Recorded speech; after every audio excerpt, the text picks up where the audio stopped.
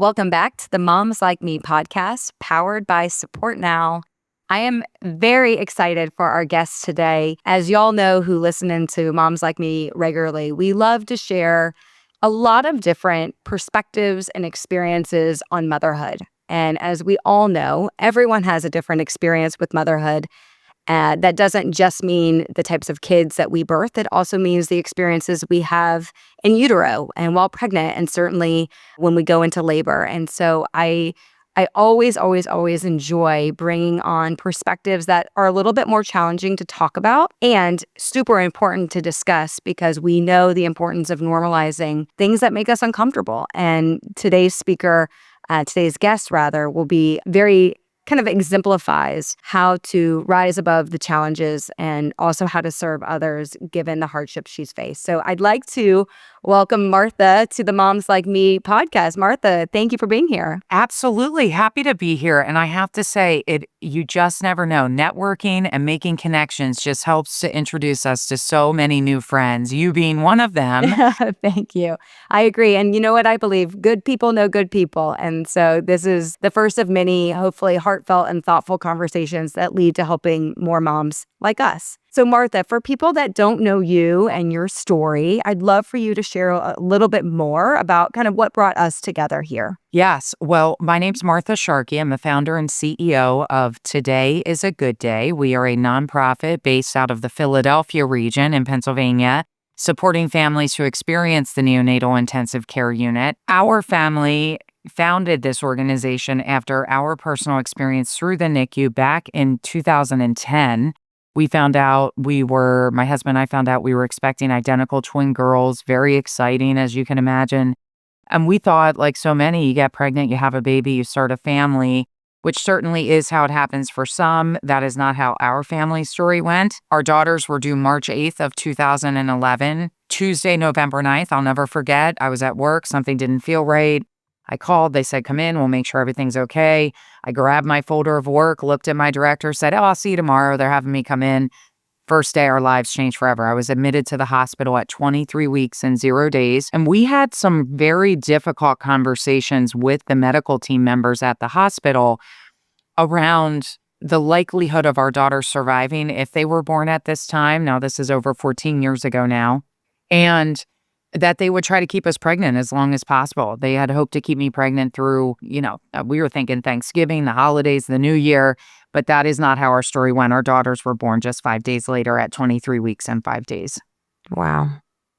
Had you had anyone in your own circles that had experienced anything like that, or was this really a first? It was all new for us. I always joke, my husband in his professional role had managed the community team for the March for Babies walk for March of Dimes in Philadelphia. And I always said that's about as close as we got to knowing anything about the NICU and the incredible work that the March of Dimes does. So for us, it was all new. We had no one within our friend network or family who had experienced the NICU. It was obviously a very pivotal moment for you. What do you remember in those early days in terms of your emotional state? What surprised you? Such a good question. Well, if we backtrack a little bit before Claire and Mary were born, the neonatologist, who's a dear friend of ours to this day, but it was probably one of the most difficult 2 hours of our lives, he came in to meet with us. My parents were there, and he told us, he said, if your daughters are born now, they will both most likely pass away. This is where you're at. And 23 weeks was edge of viability. Right. 14 years ago, it's still very, very premature, but we met with him. He walked out of the hospital room, and I will never forget, my husband was sitting next to the bed, and he looked at me and he said, we will leave here with 2, 1, or none, and we are going to be okay whichever path is chosen for us. And for us, that really helped to set the stage for our NICU experience, because we did not know, or I would say necessarily expect, that we would leave with Claire and or Mary. And so Mary was our stronger twin when the girls were born. Mary Gladys, she was 1.4 pounds when they were born. Claire Josephine was 1.2 pounds, and she was very, very sick. Mary ended up losing her fight after 14 days. She passed away the Sunday after Thanksgiving. She started to go downhill right around Thanksgiving. And when you ask about lessons learned, We tried to take each day 1 minute, 1 day, 1 hour at a time. I have a bracelet that I wear every day. My girlfriend sent to me 3 weeks into our NICU journey. And she said, Mart, I just keep hearing you say we're taking it 1 day at a time. I still wear this bracelet every day. And I think that motto that we live by helped us to get through each day. But we also never took a moment for granted. We knew that Mary got very sick. She ended up losing her fight. We went back to Claire, not sure what her future would look like. And we just tried to celebrate the good days, the Yeah. good moments.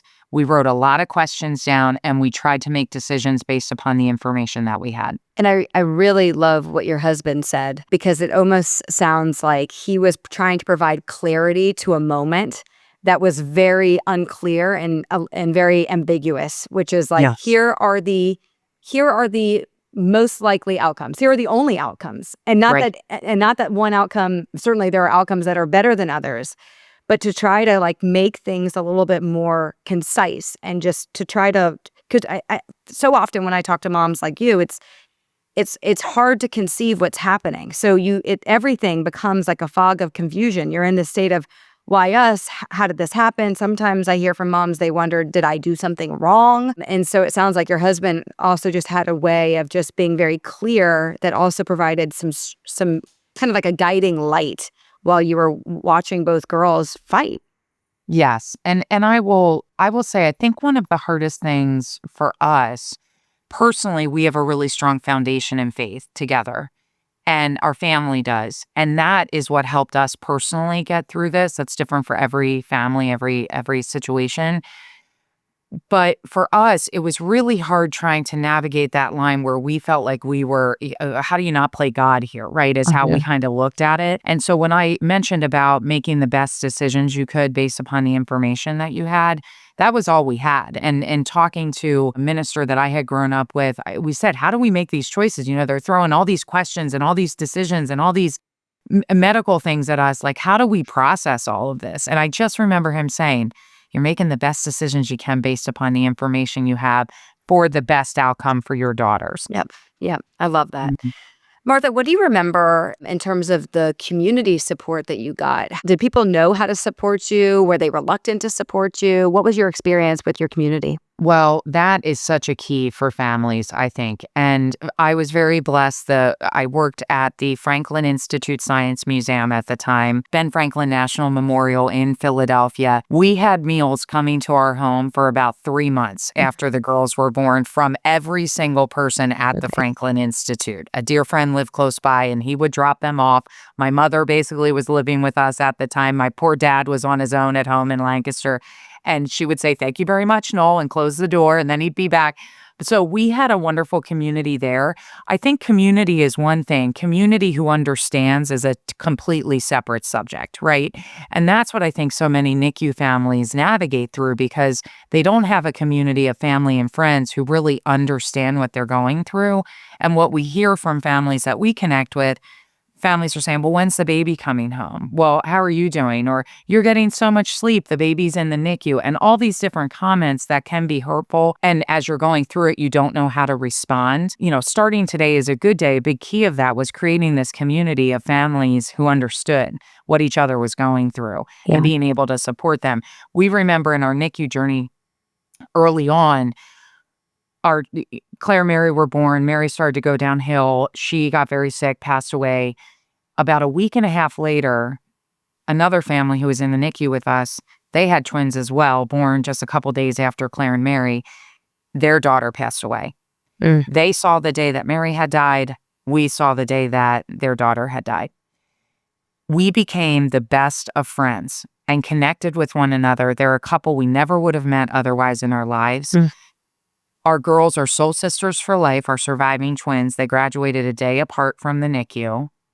And that friendship helped us to get through so many difficult times and difficult moments. So we encourage that to say hello, to meet other families in the NICU because while every story is different, they at least are in the same spot as you and they understand. That story gave me chills. Wow. That's terrific. I mean, what a beautiful example of community, like unknown community, because when you're Yes. willing to be vulnerable and allow other people into your hardship, even strangers can walk alongside you and help you in that journey. I think that is such a I mean, it's tragic, of course, in ways, and beautiful in others. Like most of life, there Yes. is a interesting balance. Martha, how challenging mentally, and maybe beyond mentally, was it for you to try to have children again after that experience of being in the NICU and losing a daughter? That is a really great question, Jordan. I would say it is difficult to think about going on that path again. For us, we took some time.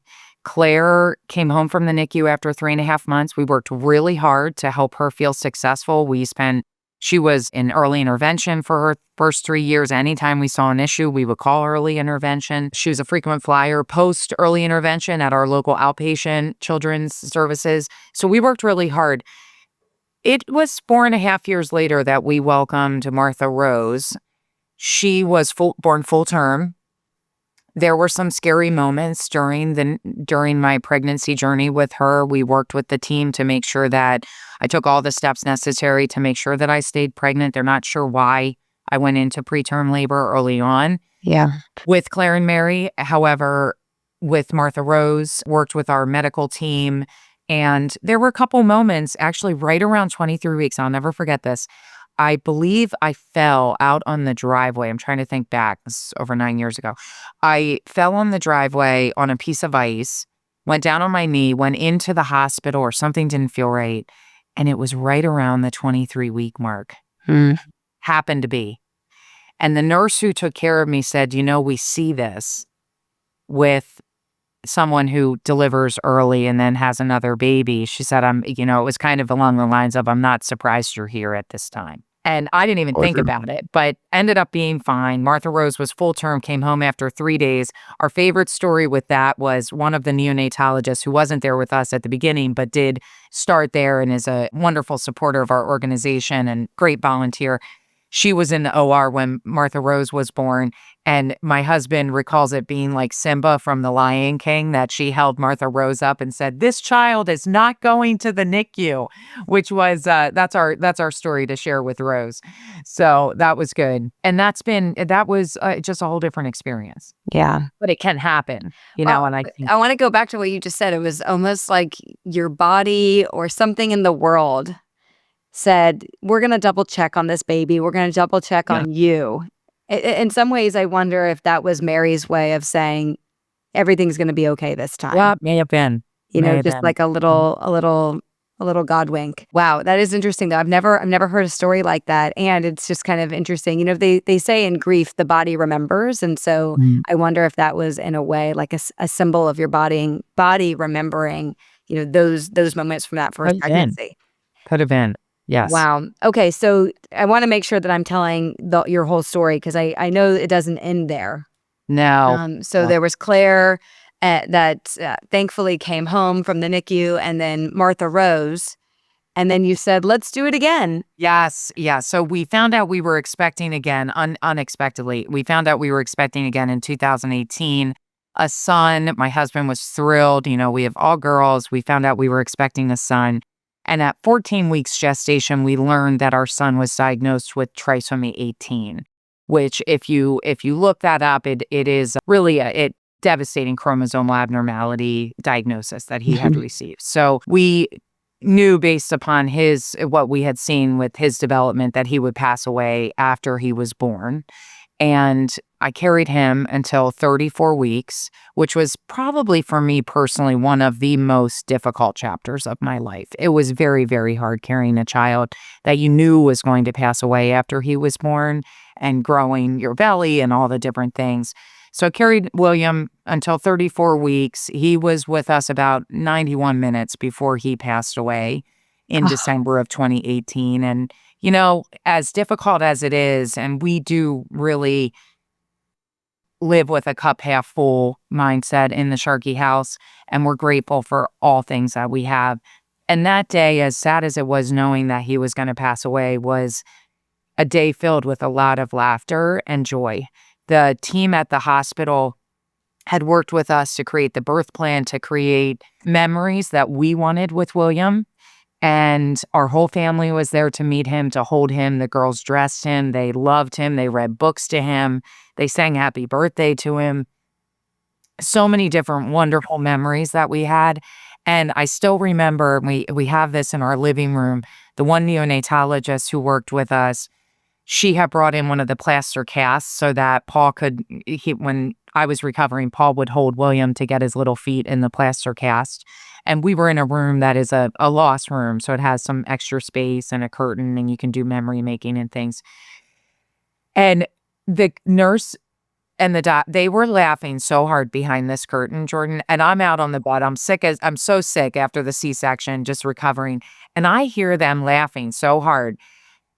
William was so tiny that Paul couldn't just keep his feet. So we joke to this day that we have William's little hiney in the plaster cast too, because he couldn't hold him up in it. And they were just, when I say there, you can find joy in the difficult moments, you can, if you see it there. And I can still hear them to this day, almost 7 years later, laughing in that back room during that time. I also love that the girls were so involved in that moment. How did you handle that? How did you tell them, and how did you almost like coach them or guide them during that process? Because it's especially Claire, she was certainly old enough to really understand what was happening. Yeah, that's such a great question. Well, I'll step back 1 minute because a dear friend of mine who's a bereavement nurse manager at Virtua Hospital in New Jersey, she is a wonderful woman. She works with families every day who are going through child loss. And she once said, actually in our podcast, I had interviewed her, and she said, hope has to evolve and change. And I think it's such a powerful phrase for us in so many of life's circumstances. But for us, when we found out that I was pregnant with William, at the beginning, I thought a lot of times trisomy 18 babies will pass away in utero based upon complications and things. And at the beginning, I thought, oh gosh, this would be so simple. Maybe he'll pass away. We haven't told the girls yet I'm pregnant. And in the back of my head, knowing the work and having found it today is a good day and working with families, I went, no, we're going to get this full experience of everything. I just knew it. I had my gut reaction that that's what was going to happen. But as time went on, that hope really evolved and changed. And as we told the girls that I was pregnant, that William was not going to be with us after he was born, that he was going to go be with Mary, that hope had changed to being able to get me all choked up today, Jordan. Sorry. Getting us to be able to spend some time with him after he was born was what our hope was. And we had talked to them. We knew that he had a double cleft lip. So we showed pictures to the girls so that they could see what he might look like, that he would not look like they looked when they were born. We also took them to Build-A-Bear, and we got them bears with his heartbeat in that I had taken when I was at one of my weekly checkups I had to go to. And they were there. They walked right in. The joy on Claire's face, in particular, in one photo that we have, sums up the whole day. I think it's so powerful to make me choke up, to let your girls have that experience. I often say that you can't appreciate life without understanding death. And while it's so hard as children to be faced with that, and of course we want to protect our children and all of those things, it's such a gift that you gave them to experience that, not to scare them, but rather to allow them to understand life and the fragility of it and the beauty of it and the blessing of it and the miracle that it is. And I can't help but smile thinking that it was a blessing for you to have him because they got to meet their brother. They did. And then he really becomes a part of, he was and is a part of your family because they got to experience him in a way that perhaps they wouldn't have had he passed, earlier on. Yep. And that's where finding the gratitude in each moment. We are grateful that a lot of families do not have that opportunity, and we are very grateful that we had that opportunity. So I think it is finding the gratitude with it. So Martha, despite all of that, I mean, truly, what a roller coaster that you've been on, that you and Paul have been on, by the way. I'm sure he's had his own journey in navigating the grief of all of it. You created Today is a Good Day. For Yes. those that aren't familiar with the great work that you all do, tell me more about when you stood up Today is a Good Day and the services that you all provide to families. Thank you so much. Well, we saw this gap in care. We had done some volunteer work at the beginning after the girls came home from the NICU, and then officially founded the organization in 2014. So we're just heading into our next decade this year, which is exciting. We started, the mission has really evolved over the years. Obviously, we had a premature birth experience, and that's what we were originally focused on. And we've expanded the mission. We wanted to make sure that we were serving all families who have experienced the NICU, full-term babies, premature babies, all different journeys that families have. Our programs include care packages. We have breast milk coolers, milestone shirts. And a big part of what we're aimed to do is to help families feel as though they are a part of the care team. They are advocates for their children. In the NICU, we have an advocacy checklist. We have a brand new NICU family advocate program within our hospital partners, many of our hospital partners here in the Philadelphia region. But we also have virtual groups, and all of that is available at todayisagoodday.org to learn more about what is available. It's amazing. And how many families do you feel like you all have reached since 2014? I want you to brag on yourself. No. Well, we have delivered over 16,000 care packages. We're probably getting close to 17,000 now. We have provided over $300,000 in vital needs support funding, which is funding that's provided to families through our hospital partners, but then also through an individual food and fuel fund that we have for families, and hosted hundreds of in-person and virtual support groups. So just always striving to find new and innovative ways that we can connect with families. And I did want to add in, the Trisomy 18 experience we went through with our son, William, and what you all do with the support now and helping to connect families with resources is so important. But what can be helpful for families that are going through difficult times is really researching those groups that can be helpful for you. So for me, when we were going through premature birth, I didn't really know where to look. I didn't think about specific Facebook groups, and sometimes Facebook groups can be overwhelming because of the number of people in them. But look for the foundations. Look for the support that is out there. The Trisomy 18 Foundation and the group that they had online was so helpful for us. I made a connection with another local mom who was going through something similar, but also to ask questions to say, how did you remember your child when they were born? Mm-hmm. So finding that group where you can get some guidance can be super helpful. Yeah. No, I agree. I think that it can be so paralyzing for families when you get a diagnosis. If you get a diagnosis in utero and and are anticipating, and almost every person I talk to say that finding like-minded families that know the fears, the panic, all of the emotions that come with that, it's really hard to replace, because despite your best friends, your neighbors, your parents, everyone that wants to love and empathize, they can't. Mm-hmm. You can show compassion, but they can't truly know all of the emotions that come with it. And I think that's a really sound piece of advice, and honestly, a great stopping point for our conversation today. I just want to thank you for the vulnerability, the transparency.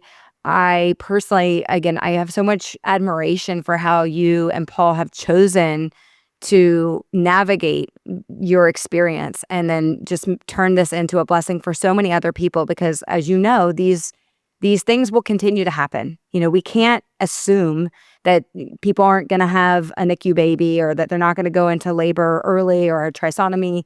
These things are a part of life. We have to accept it. And we can still make sure that the proper resources are out there so that families feel supported and that they don't slip into their own kind of mental crisis, because absent the proper resources, the grieving process can be all-encompassing for people. And so I just really cherish what you all are building. And I really want to just say thank you for sharing more of your story with us. Thank you. And thank you for what you're doing as well to help so many families. Of course, Martha. Many more conversations to come.